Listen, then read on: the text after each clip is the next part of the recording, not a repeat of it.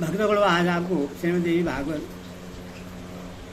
पंचम स्कंद में सुरत और समाधि की तपस्या से प्रश्न भगवती का प्रकट होना और उन्हें इसे वरदान देना, यह कथा आपको भागवत पुराण से सुना रहा हूँ। आप इसको ध्यानपूर्वक सुने और इस चैनल को लाइक एवं सब्सक्राइब जरूर करें। माँ भगवती आपका, आपके परिवार का, सबका कल्याण करेगी।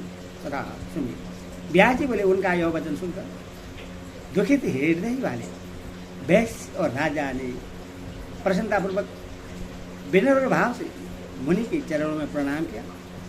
भक्तिपरायण चित्त वाले, शांत स्वभाव वाले तथा हर्ष के कारण खिले हुए नेत्रों वाले वे दोनों वहाँ की विशाल राजा और वैश्य हाथ जोड़कर कहने लगे, हे भगवान, हम दोनों दुखी जनों को आपकी सुक्ति रूपेणी वाणी ने उसी प्रकार शांत तथा पवित्र कर दिया जैसे गंगा ने राजा भगीरथ को कर दिया था। सज्जन लोग परोपकार परायण स्वाभाविक रूप से गुणों के भंडार और सभी प्राणियों को सुख देने वाले होते हैं। पूर्वजनों के पुण्य के कारण ही महान दुख का नाश करने वाली आपके इस सुख आश्रम में हम दोनों का आना हुआ। पृथ्वी पर बहुत से स्वार्थी मनुष्य होते हैं, परंतु दूसरों के हित साधन में कुशल आप जैसे कुछ ही लोग कहीं कहीं मिलते हैं। हे मनुष्य, मैं दुखी हूँ और ये वैश्य अत्यंत दुखी है। हम दोनों इस संसार से पीड़ित हैं। हे विद्वान, आपके इस आश्रम में आकर प्रसन्नतापूर्वक आपके दर्शन और उपदेश स्वर्ण से हमारा शारीरिक तथा मानसिक क्लेश दूर हो गया।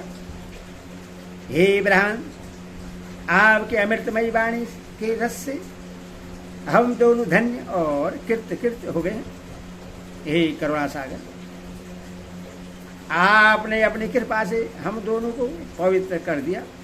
हे साधु, हम दोनों थक कर इस संसार रूपी महासागर में डूब रहे हैं। यह जानकर अब आप हम दोनों का हाथ पकड़िए और मंत्र दान देकर भव सागर से पार कर दीजिए। अतः अब अत्यंत कठोर तपस्या करके हम दोनों सुख प्रदान करने वाली जगदम्बा का आराधना करके उनका दर्शन प्राप्त कर अपने अपने घरों को वापस जाएंगे। आपके मुख से देवी का नवा सर मंत्र ग्रहण करके हम दोनों रहा रहकर व्रत करेंगे और उस मंत्र का जप करेंगे। व्यास जी बोले, इस प्रकार उन दोनों के आग्रह करने पर मुनिश्रेष्ठ सुमेधा ने उन्हें ध्यान भी सही देवी का मंगलकारी नवा अक्षर मंत्र प्रदान किया। वे दोनों वैश्य और राजा मुनि से मंत्र और उसके ऋषि चंद्र देवता का ज्ञान प्राप्त करके तथा उनसे आज्ञा लेकर नदी के अति उत्तम तट पर चले गए। अत्यंत कृष्णकाय वे दोनों एकांत में निर्जन स्थान पर आसन लगाकर स्थिरचित होकर बैठ गए। उन दोनों में शांतचित तथा ध्यान परायण होकर मंत्र जप और भगवती के तीनों चरित्रों का पाठ करते हुए 1 मास का समय व्यतीत कर दिया।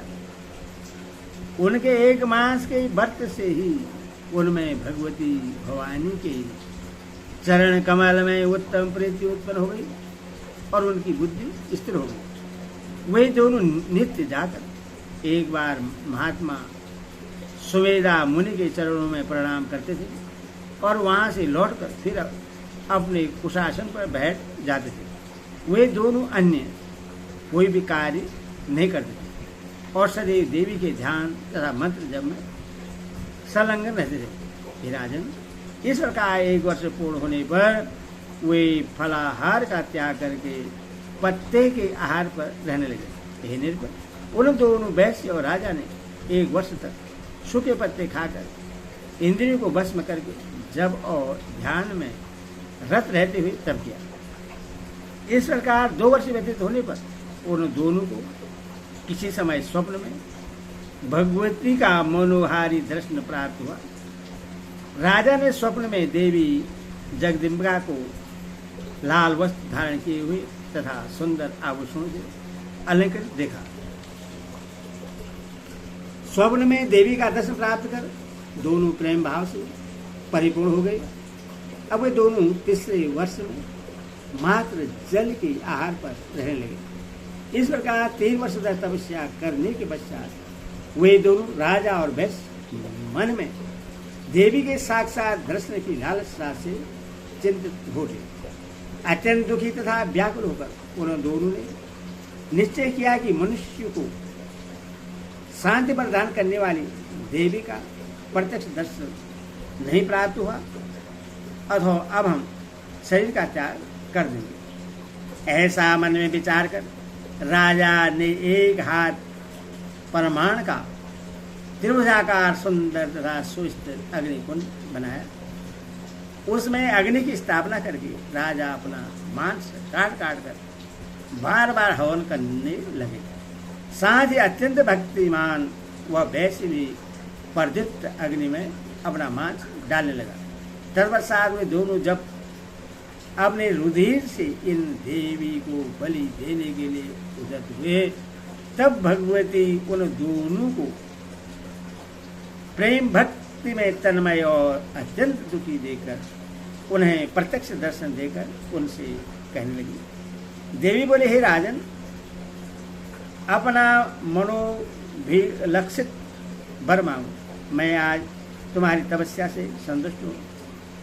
अब मैंने समझ लिया कि तुम मेरे भक्त हो। उसके बाद देवी ने वैश्य से कहा, हे महावती, मैं प्रश्न हूँ, तुम्हारा अभिष्ट क्या है?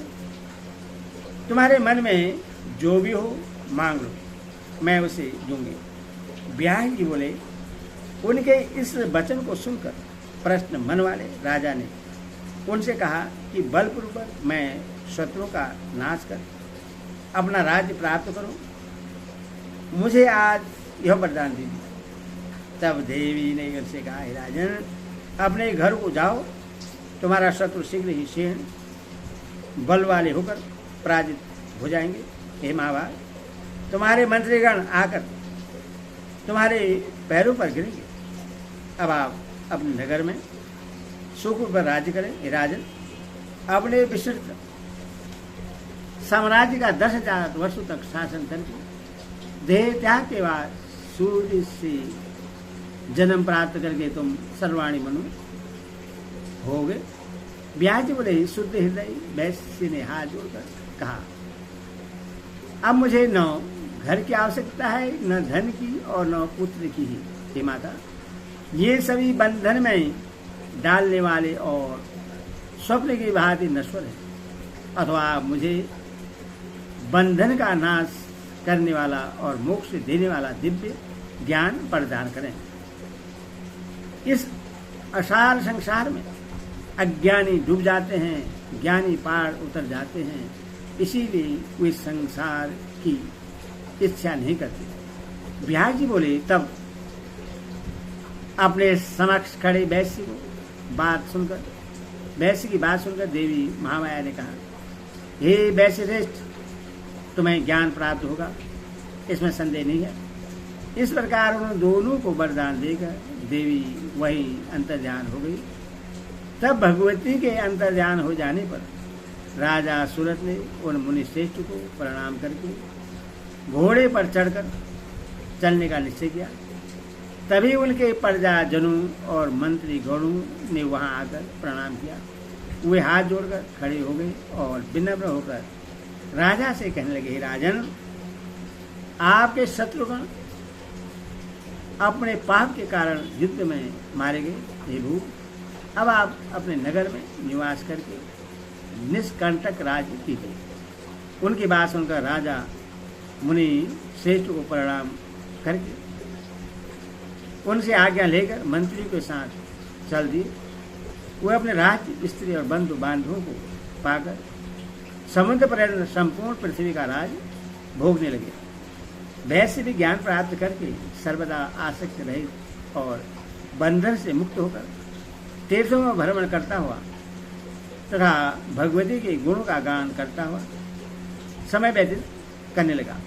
इस प्रकार देवी की परम अद्भुत लीला तथा राजा और वैश्य द्वारा की गई उनकी आराधना एवं फल प्राप्ति को मैंने यथार्थ रूप से आपसे कहा। देवी के शुभ आविर्भाव और उनके द्वारा दैत्य के विनाश की कथा भी मैंने आपसे कही। भक्तों को अभय प्रदान करने वाली वही भगवती ऐसे ही प्रभाव वाली है। जो मनुष्य उनके इस उत्तम आख्यान को नित्य सुनता है वह संसार में अद्भुत सुख प्राप्त करता है। यह सत्य है। इस पवित्र और अद्भुत आख्यान का श्रवण करने से यह ज्ञान मोक्ष कीर्ति और सुख प्रदान करता है। यह मनुष्य की सभी कामनाओं की पूर्ति करने वाला तथा समस्त धर्मों का सार और धर्म अर्थ काम और मोक्ष की प्राप्ति का परम कारण बतलाया गया है। सूची बोले, राजा जन्मेजय के पूछने पर सभी अर्थ तत्वों को जानने वाले सत्यवती पुत्र व्यास ने उनसे यह दिव्य देवी भागवत संहिता कही। परम दयालु भगवान कृष्ण देवायत मुनि व्यास ने शुंभ दैत्य के वध की कथा पर आधारित देवी चंडिका के चरित्र का वर्णन किया था। हे मुनीश्वर, समस्त पुराणों का सार स्वरूप यह इतिहास मैंने आप लोगों से कह दिया। एदे श्री देवी भागवत महापुराणे श्रेष्ठ प्राय सहितानम पंचम स्कंदे सूरत राज समाधि वैश्य देवी भक्तिष्ट प्राप्ति वर्णन नाम पंच 3 अध्याय।